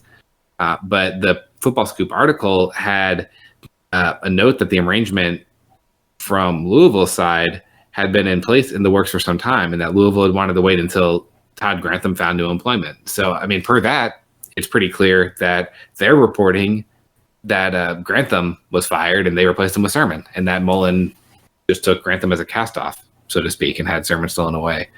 But I just want to caveat that I wouldn't believe any reports one way or the other, because we really don't know how these things go down. These are conversations that are happening throughout the year. These coaches all know each other. They all talk. I wouldn't put it past Mullen to have told Grantham Sermon well earlier, hey, start looking around, and to have already had a guy in mind. And maybe that's not the case, but it's just I wouldn't get too caught up in what you see reported, because I would trust that about as much as I do the depth chart that Mullen puts out. Okay, we should probably move on because we're like an hour and 45 in already, and we haven't even talked about LSU. Yeah, okay. So, let's do it. LSU, bring it on. Boy, talk about disappointments at defensive coordinator. Holy shit, Bo Pelini is actually like, he's doing in year one what it has taken Grantham 3 years to build. Can you believe he did it so fast? They're trying to fire him a game ago, and yeah. Oof. Like, I mean, and I understand that they lost a lot, but like, holy shit, they look lost. They don't look good. They're not a good football team right now. This is worse than what I thought it was going to be for them. Oh, this is what I thought was going to happen. So that's yay. I was wrong. I was wrong on Florida. Congratulations. Wrong on Florida, right on LSU. That makes me feel so much better. Let me clarify that. I thought that they would probably go like maybe 5-5 or something like that, and that they weren't going to be good. But I didn't think they were going to be losing to Missouri bad. Yeah, so there's a good and the bad here. And do you want the good news or the bad news first? I'll just give them both either way. The good news is that LSU is dog shit. They are so awful that I'm struggling to find many wins on their schedule at this point with how they've showed up. Now, they are a little worse than I expected, but I thought they were going to be 500 or below, and they're proving it right perfectly. It's hard to see very many wins there. It's bad. It's really bad. Now, the bad side of this is that we could be one of those wins for them, based on what I've seen from that team. Because while I think we're the better overall team by a good bit, our defense is so bad that we can allow any team with a competent offense to stay in the game. And that's what it comes down to that's what this game comes down to for me, because I think we'll score without question. LSU's got some defenders, so yeah, they might have a stop or two, and I'm sure they will have a couple stops. Will we have a couple stops? I don't know. So that's my just the overall scheme thing that I've come to. I felt a lot better about this after the Texas A&M game, and then as I started to look into it, I got more and more concerned. So here we are. Yeah. So I've got a couple different ways of looking at this. One of the things is that Miles Brennan is very, very intense on peppering the middle of the field with passes. That bodes poorly for us because we cannot defend jack shit over the middle of the field right now. Yep. And like, as bad as they are on defense right now, their offense is still moving the ball. Although it does feel like, the offense is basically what I expected it to be for them. It's like they're running the Dollar General brand of what they did last year. A lot of it kind of looks the same, but it's just not. It's like it's all 30% off from what it should be, or more. Yeah. And so I feel a little bit better about it because I think one of our big issues is experienced quarterbacks, and we've played. You could probably even call Corral an experienced quarterback at this point. So we've probably played 3 of those. Maybe 2.5. And Brennan is not an experienced quarterback. So I guess that part of this feels a little bit less foreboding to me. Yeah. We talked about the blueprint last week, and like Texas A&M did exactly the blueprint. Kept it close through the first half, waited for us to make a mistake and not be able to score on 1 or 2 of our drives in the second half, and then just sat on the ball and used an experienced quarterback to methodically move the ball down the field and take the air out of the ball. Yep. I don't really think LSU's offense is capable of that exactly. I mean, maybe they're capable, but I don't know if that's not what they're trying to do. Yeah, they will struggle with him more. In theory, they're not as good as Texas A&M, and Texas A&M wasn't even that great at it. They were just decent at it, and right. So there's that. I want to direct everybody to Dr. Marty Lawrence has put out some really good stuff on Twitter, and I had asked him like right after the game because I was like, well, let's look at this LSU thing, and he has this cool chart he does that gives some percentages and completion percentages and just percentages of throws. And it's a really cool, colorful chart. And I can't even describe it right. Go look at it on Twitter. I think I think the subreddit Twitter liked it. It's at Dr. Marty Lawrence, but the last E is with the one instead. So just, you can find it on there if you look around a little bit. Yeah. But it's got this chart and it just shows that even more than Mond, who threw a lot in the middle, Miles Brennan loves the middle. Like all of his passes right there down the center where we struggle the most. So they're gunning for it and they're going to come right at our biggest weakness, like right for it. So that's terrifying. Terrifying. Yep. And they move the ball up and down the field on Missouri. Like don't take that away either. Like they scored a ton. And Missouri, I don't know how good their defense is, but they still did it. Like they moved up and down and our defense is trash.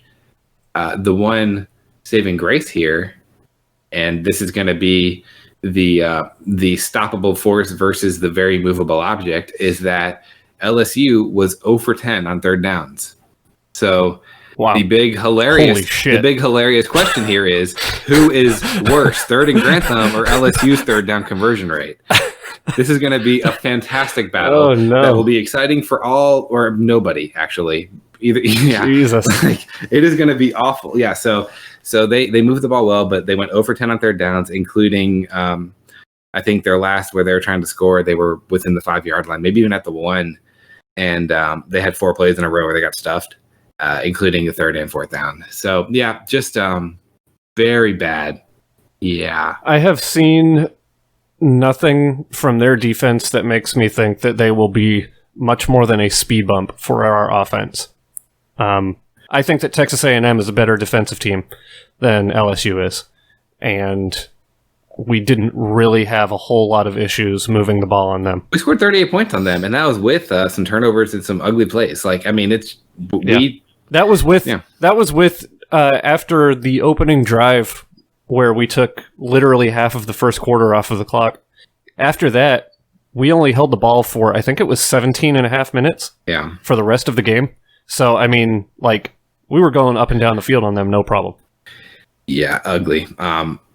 But yeah, LSU is worse than that, is what I'm saying. Yes, but I would agree. Yeah, their defense not scary at all. Missouri was starting a true freshman at quarterback, and that true freshman put up 40. They were down 2 of their 3 starting wide receivers for COVID as well. Yeah, I didn't even know that. That's awful. LSU, we all saw them get obliterated by Mike Leach, who scored a grand total of 2 points last week.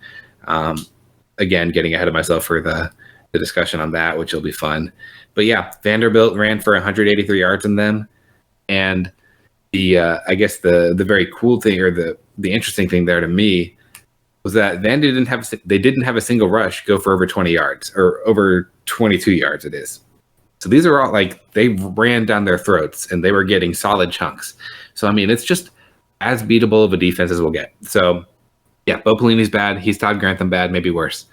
So the question is can we get some stops? And while LSU's offense is way worse than before and not scary at all, our defense is so terrifying that I'm just not sure. I'm just not sure where it'll end up. So yeah, that's where I'm at with that. Yeah. Do you have any further thoughts on this game? Not really. It's going to be just. It'll be a telling game. It's one of those things where we've gotten through our first 3. We've seen what the team can provide. Now we get to find out, okay, here are our issues. Can we overcome them? So now we get to see how we advance, and this will be the huge test. And, I mean, I guess this game has the potential to be a turning point in the season, for good or bad, for both teams. I mean, if we lose this, I think we're out of the hunt for any type of, SEC postseason. It's tough to see us getting back into things if we lose here. And I mean, I think LSU is at the beginning of a precipitous free fall. So Right. Yeah, they look, Ed Orgeron has killed teams before, and he might have just had this perfect storm before. So I mean, there is a definite possibility that they just turn into complete trash LSU, and I would love that. So it would be nice to help them along the way there. Now, granted, we had a chance to help Jimbo along the way out the door this past week, and of course, like always, Jimbo beat us. God damn it! I keep bringing up that fucking game, and I keep bringing up more and more shitty things that happened. I know. Yeah. I was like, I want to close the book on this game. I can't. I'm still like living in it. It's awful. It's tough. It's so bad. Yeah, but we'll see. It's going to be high scoring. Are we ready to make predictions? Because I have some thoughts on that too. And yeah, let's do predictions, and you can lead off. This one seems so easy for me, and I feel like we're going to both say the same thing. I think we are a 13.5 point favorite that we opened up as. Mm-hmm. Yep. Yeah, no way. I'm not. There's no way in hell with our defense that I will take us over 14 points against anybody right now, except maybe like Vandy. So no, that's not happening. I'm not taking us to cover. I'm taking LSU to cover. And somebody said I think the total 73 is the current. Mm-hmm. Yeah, 73. Whatever. That could be 10 points higher. I'd still take it higher. I'm taking the over on that. Hands down. This to me is a 52 to 49 type game. Maybe a little less because time will just kind of run out a little bit. So I'm going to go with 48 to 45 Gators, I guess. Yeah, we are almost right on the same score. I've had this as a 45-42 game because I think they're smart enough to try to replicate what other teams have done and try to sit on the ball in the second half. So yeah, like I think there's going to be a little bit more clock bleed than we might be expecting. But yeah, I think 45-42 Florida. I definitely don't think that we cover 14 or 13.5, but I do think that we win. I think that we are better equipped for a shootout than they are at this point. And I think, like, as bad as our defense is, theirs might be worse. Yeah, I think we're in lockstep on that. So cool. Yeah, that's nice. So, let's move on and talk about, we'll review our picks from last week. We both took an L on -7. We both thought, I think, it's a little ambiguous how I wrote this down. I think we both picked the Gators to cover 7. Does that sound right? And I'm sorry, I missed who the game was. It cut out for a second. Oh, Texas A&M. You're talking Gators here. We both picked Florida to cover. Yeah, I got like the last half of the question there. Yeah, I think I took Florida to cover, so we both did that. Yeah. Yep. So we both took an L there. We both got a win on Georgia to cover 13 against Tennessee. That turned out to be 44-21. Georgia looks really, really damn good. Yep. As always, no matter what happens, good players make you look good if you have a decent staff. And Georgia, at the minimum, has a decent staff, and they do have very good players. So not going to be a fun game to predict. No. Their defense is excellent, and they were moving the ball, not necessarily at will, but pretty comfortably throughout most of that game on a Tennessee defense that I think is better than ours. So, not great. Not good, Captain. Nope. We split Bama Ole Miss. You had Bama covering 24, and I did not. You were very confident in that too, and you were confidently correct. Yeah, that game went pretty much exactly how I thought it would. Neither of those teams is particularly good on defense, and both of those teams are very good on offense. And I guess there's a lot of that going around in the SEC at this point. Yeah, and as the week went on, I started to feel a little more like Ole Miss could cover, but I still stuck with it, and I'm not ashamed of that. And I felt less that way. As weather became more of an issue. Weird how that goes, right? We sort of converged, yeah. Weird how that goes. But yeah, it was a very high scoring, another one of those, Ole Miss is just one of the teams that puts out exciting games, and we're turning into one of those teams too, because our games are all going to be close and high scoring, and that's exciting if you don't care about who wins. So I assume there was a lot of like moral victory feeling in the Ole Miss fan base It's split over the past couple it's days? split. I actually heard more people frustrated, but I think they really wanted to beat Bama, and they had the opportunity, and they didn't do it. So yeah, there are some moral victories there, but at the end of the day, like I think they considered the Florida win or the Florida beating Ole Miss. They considered that a moral victory. So how many do you get? I think. Well, with Lane Kiffin, I recall that being a bottomless pit of moral victories. Yeah. But I don't know. Maybe it's So I different think now. they're hoping to pull one of these big ones out.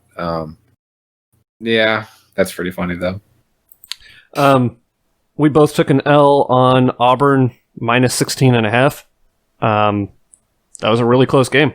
Arkansas was really good, and this is what we were talking about with the SEC officiating being dog shit.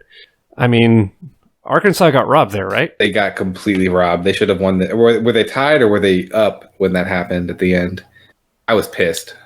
It ended up 30 to 28. Yep. So they were up. Yeah.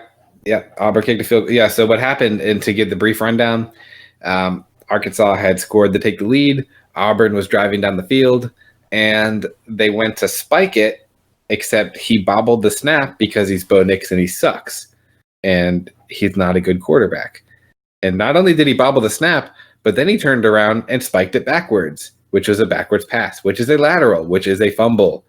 And the refs blew it dead and stuck to their guns for some God only knows what reason. The SEC put out some bullshit statement 3 hours later saying they were right. More of a cover your ass kind of thing because they knew they were wrong. Yep, Arkansas got robbed. Yeah. I believe the explanation given was that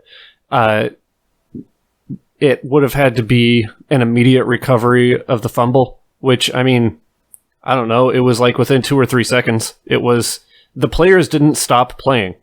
Like, if the players didn't stop playing, then why not just consider it an immediate recovery? I think that's a rule that really needs some sort of stronger definition. Like, that's one of those things like a football move, you know, constituting a catch, which is just like, it's so vague. It leaves so much open to interpretation. And with this, unnecessarily. Like, if just put a time limit on it. If the fumble is recovered within 2 seconds, then, you know, it's a recovery. And if not, then the play is dead. Yeah. It's just, it is mind-boggling, and it's also always interesting to me that when it's one of those where it's like, oh, you can leave it open to interpretation. The interpretation generally falls with the big name, heavily favored program. Yeah, sure seems that way. Much to everybody's chagrin that's watching the game because everybody wants the upset, except the SEC, obviously, who is trying their best to help their own.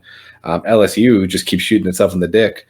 And Florida might be starting to do the same. So we'll see if we can all fuck them over anyways, and everybody in the SEC can go 2 or 3 losses at once. We both won on Mizzou plus 21.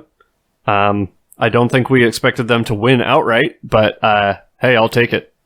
I don't know if I even said or not. I feel like I would have considered taking them outright, but that's really easy to say in hindsight too. I think LSU's trash, so it doesn't surprise me, but I probably would have had them winning. That's pretty bad. When that game moved from Baton Rouge to Columbia, the line dropped to 14. Ooh. And at that point, I would have jumped on LSU to cover 14. Okay. But yeah, I'm glad I picked it when we did. Yeah. Glad we picked it at 21.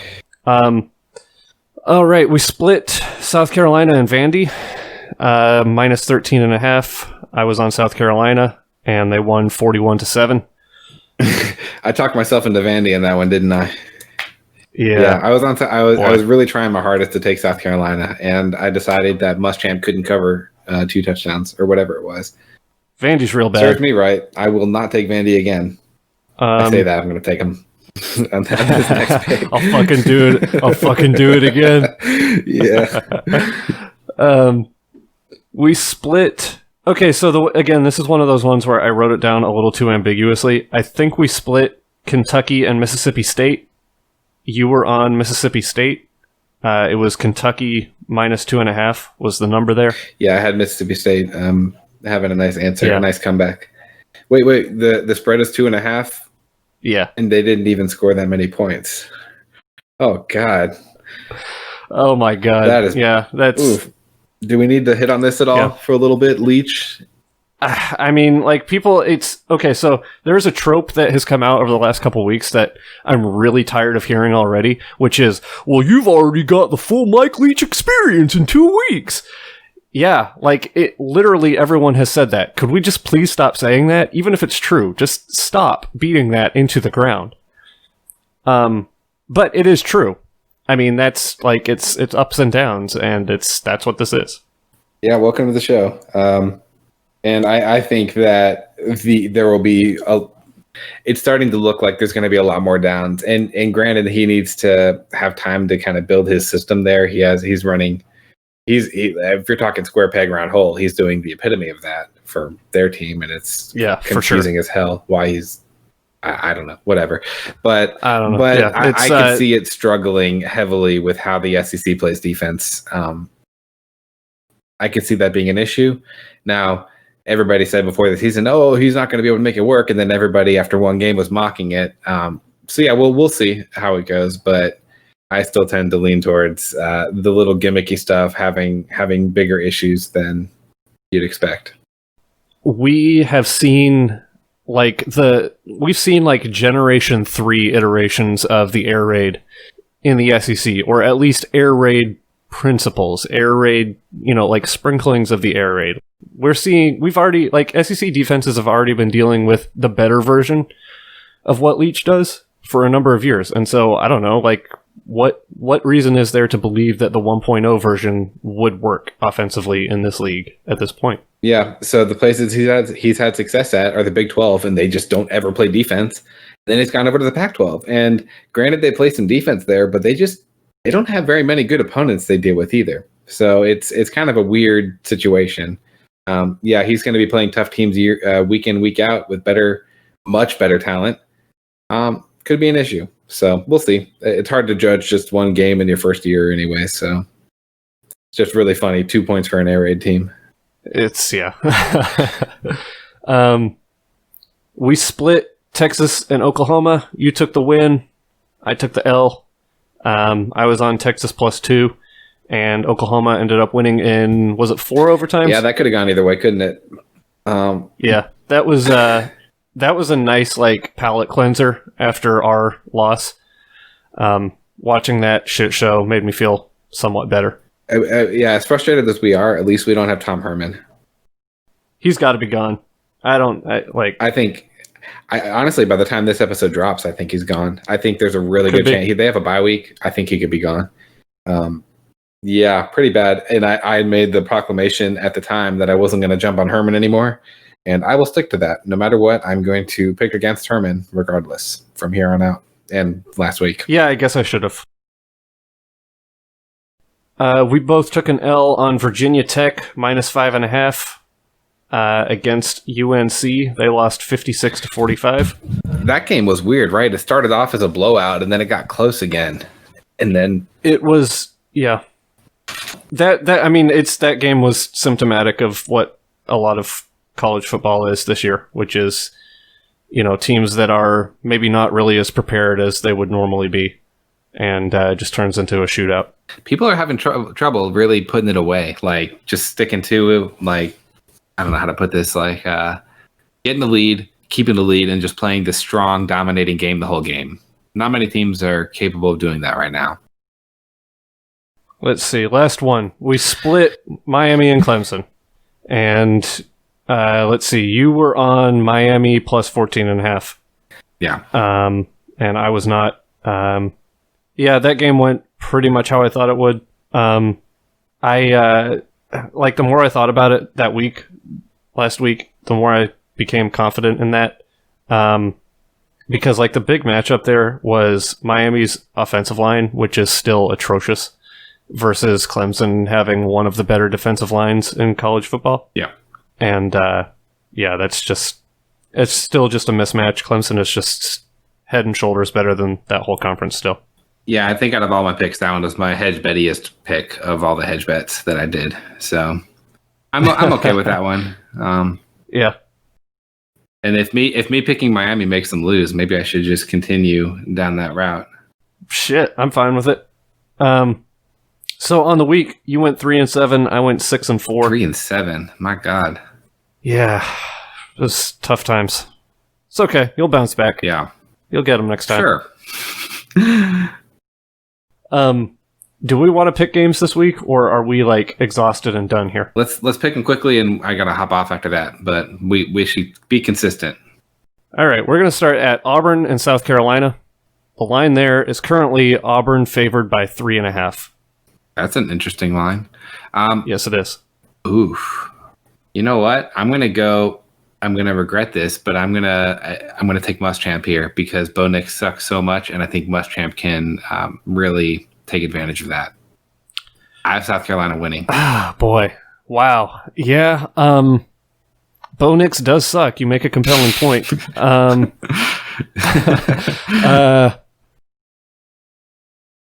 I think I'm going to go on the other side. And, man, at 3.5, it's tough. At 2.5, which is what it was yesterday, I was all over Auburn because I think they win this by a field goal. I'll stick with it, and I'll go Auburn to cover 3.5. This begins my next 3-7 streak of the week. So maybe I don't know. I had a bad week last week, so maybe it's my turn. All right. So the other 11 a.m. Central Time game, Central Time, God's time, best time. Kentucky at Tennessee, and Tennessee is favored by 6. that spread seems more reasonable. That's tougher for me. Yeah. Boy, Jesus, that's a tough one. This one's right there. I mean, I would have Tennessee winning by right around. Ugh, God. Yeah. I think I'm going to go Tennessee here. Boy, I don't. You know what? No, I'm going to go Kentucky. I think there's going to be a hangover from that ass whooping that Tennessee took last week. Yeah, there really could be. There really could be.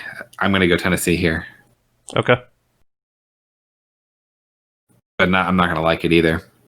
Oh, we are the SEC Game of the Week on CBS. Or ESPN, actually, because there's weirdness in the schedule this week. I still don't entirely understand what happened there, but we're in that 2:30 slot. We already picked that, and we were both on LSU, Ole Miss, and Arkansas. Ole Miss favored by 3. All right, as the resident Ole Miss expert who has seen many, many Ole Miss Arkansas games, I can say without a doubt that Arkansas will cover here because Arkansas always devastates Ole Miss. That is their thing. They will do it this year. Yeah, that kind of feels like the play here. Yeah, I'm with you on that because of history and because Ole Miss has already played some really crazy games against some really, really pretty probably good SEC teams. So I think they're going to be a little hungover here too. Yeah. Yep. So we're both on Arky +3. Just racking up these losses one after another right now. All right. 3 o'clock slot. Texas A&M at Mississippi State. A&M favored by 6.5. Well, A&M just played us. Were they playing zone or man that whole game? Do you know? I didn't rewatch it, so I actually don't even know. I think A&M was manned up. They probably were. I think man's a little better against Trask. Regardless, at this point, I'm going to have a hard time picking Leach for any of these games. I think people have figured him out, and he doesn't have the roster he needs. So I'll go A&M here.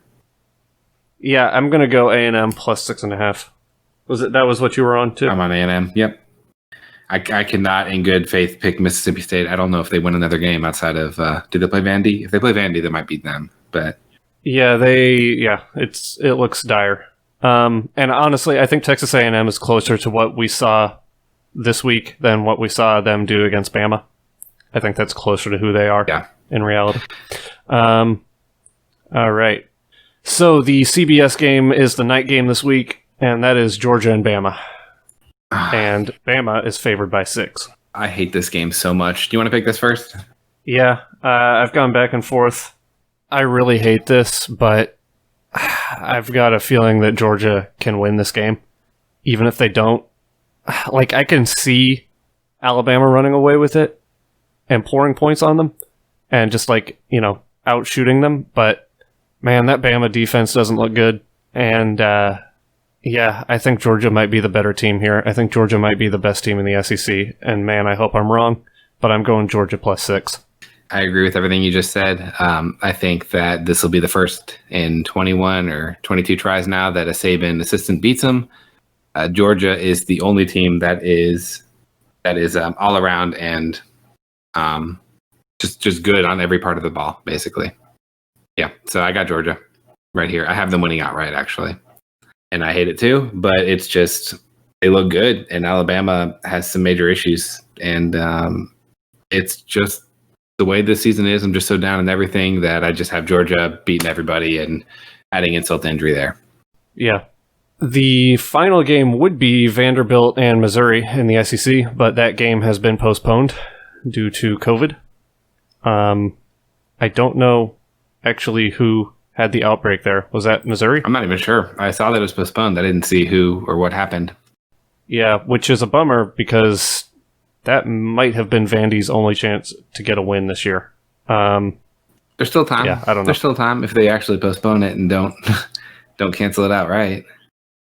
All right, I'm just looking through. Is there any other games that you're really like dying to pick here this week? Crappy ass schedule. Yeah, it's not great. I mean, I guess UNC and FSU. Yeah, I'm always down to pick against FSU. What's the spread there? Let's see. That is UNC by 13. Okay. I like them to cover that. I think that this is probably... I think this is more like a 20-point game. Yeah, I'll take UNC. All right. Okay.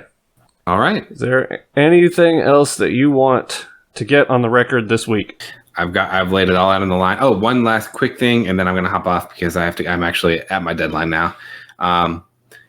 Mr. Jacob Copeland dropped another little Twitter thing. That's what he does. Basically, for anybody who doesn't know already, you need to just ignore most of the players on Twitter because they're just kids. But out of all the players to ignore, Copeland is the player to ignore the most. So that's most of what I have to say about it. I will say that he's not happy, and I get it. And if he was our top receiver option, he'd be getting more touches. And I'll leave it at that. Yeah. Yep. I agree. And, you know, if he feels the need to actually make good on these vague tweets and actually, like, you know, leave, then I understand and I wish him well. But I don't really know if that's actually going to happen. Yeah. I think he's just kind of dramatic. Shockingly enough. Yeah. One last thing before we get off of here. We solicit you for reviews every week. We got one on Apple Podcasts from Cones of Dunshire, who would remind us that it's all about the cones. But he didn't actually say that. That was just me reminding you. He says, "Put Jord on me.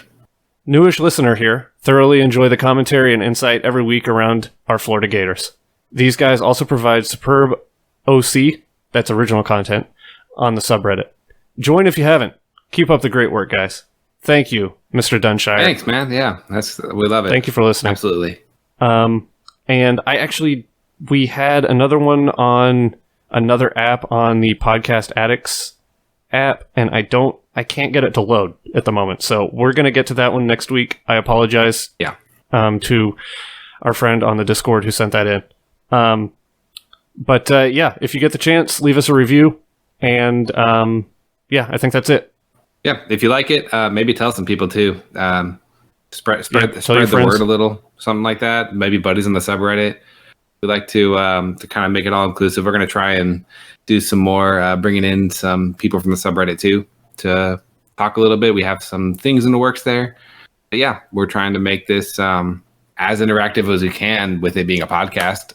But yeah, tell some people, let us know what you think. Review it. Review it! And go Gators. Let's beat LSU. Go Gators.